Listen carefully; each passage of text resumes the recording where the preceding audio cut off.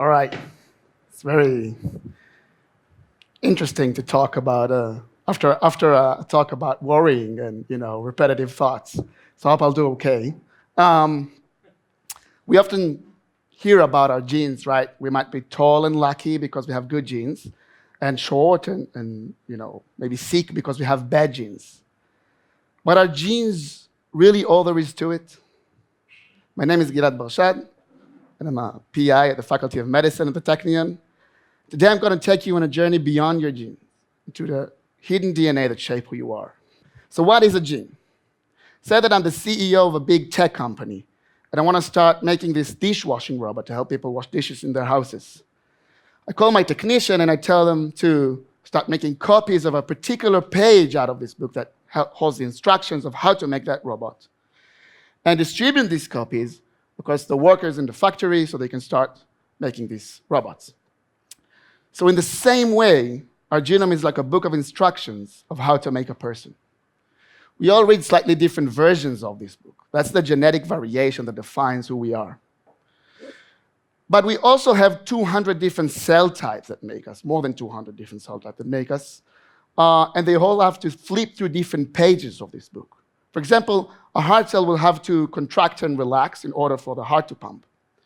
To do that, it goes to a particular page of the book called the gene, and it starts making copies out of it. But other than DNA, which is what the gene is made of, those are made of RNA, and particularly messenger RNA, because they carry a message. This message is then translated into proteins, which are the machines, the robot that execute functions in our cells. For example, like contracting and relaxing in order for the heart to pump. So if there's a change in one of the letters in the DNA sequence of the gene, we can understand how that would be transcribed into different messenger RNA molecules, translated into different proteins that will, at the end of the day, affect function. For example, like pumping faster or slower, or even in some cases leading to heart failure. So we can understand how a change in the gene sequence shape who we are, affects function. The problem is that less than 2% of our genomes are genes. More than 98% of our genomes are the ocean of non-coding genome. We used to call it junk DNA because we didn't understand what it's doing. But the truth is that it's anything but junk. In fact, more than 95% of the differences between our books, right, between our versions, the differences that make us different, taller, bigger, tendency to have some diseases, all of those, 95% of those changes are actually located within the non-coding genome, where only 5% or less than 5% is located within coding genes. So what is the non-coding genome encode for? How does it shape who we are? It turns out that it has to do with this process of transcription. Going back to this heart cell, it needs to have this heart contraction gene turned on to have a lot of mRNA copies transcribed from the gene sequence.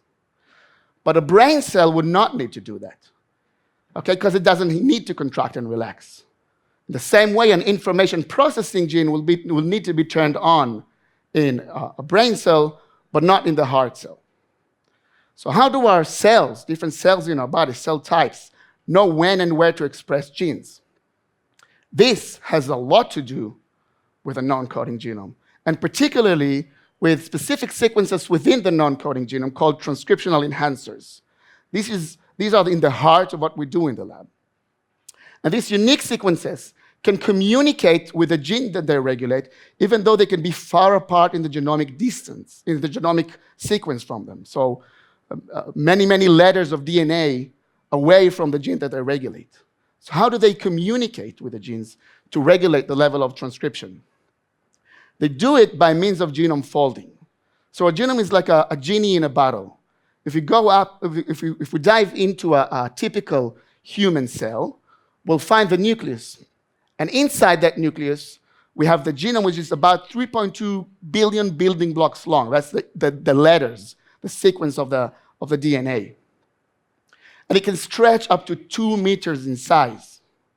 but it has to be condensed into a cell nucleus that is less than 10 micron in diameters. So all this phenomenal cosmic power in this itty-bitty living space. And that process of genome folding is not random, and it happens uniquely or specifically in different, or differently in different cell types. For example, in the heart cell, that would end up bringing different sets of enhancers in close spatial proximity to the gene that they regulate, leading to a particular gene expression level.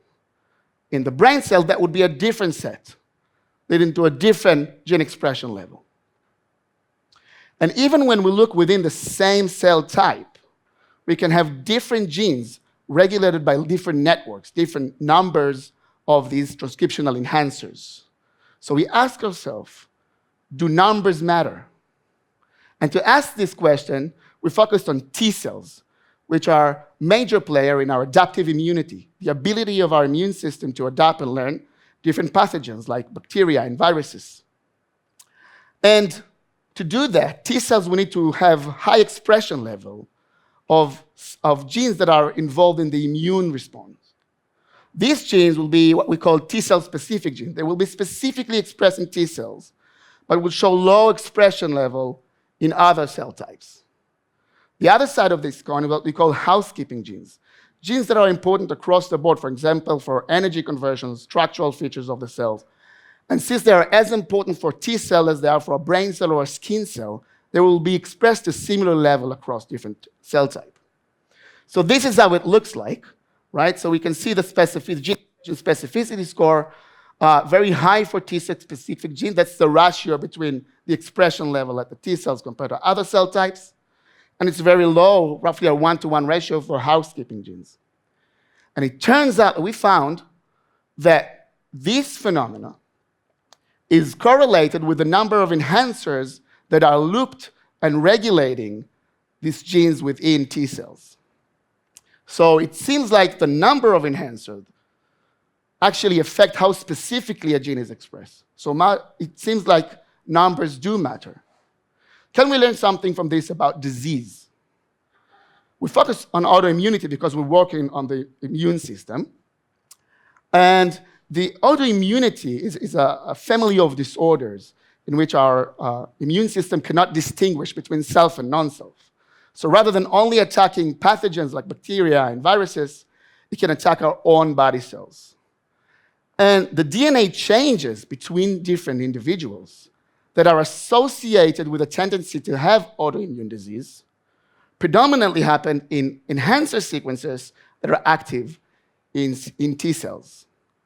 So again, going back to the questions, do numbers matter? We looked at it and found that enhancers that are part of a larger network of enhancers regulating the same gene within T cells are more likely to harbor one of these DNA changes that will be linked to autoimmunity. So we can see how the genomic context in which these enhancers work can explain how changes in the DNA sequence affect traits and affect who we are. So in our lab in the beautiful Bat Galim beach on the shore of the Mediterranean Sea, we don't only observe the Mediterranean Sea, but we also look at the ocean of non-coding genome. And we try to find islands of sense that explain how changes in the DNA sequence of this non-coding genome affect human health, but also who we are. Thank you.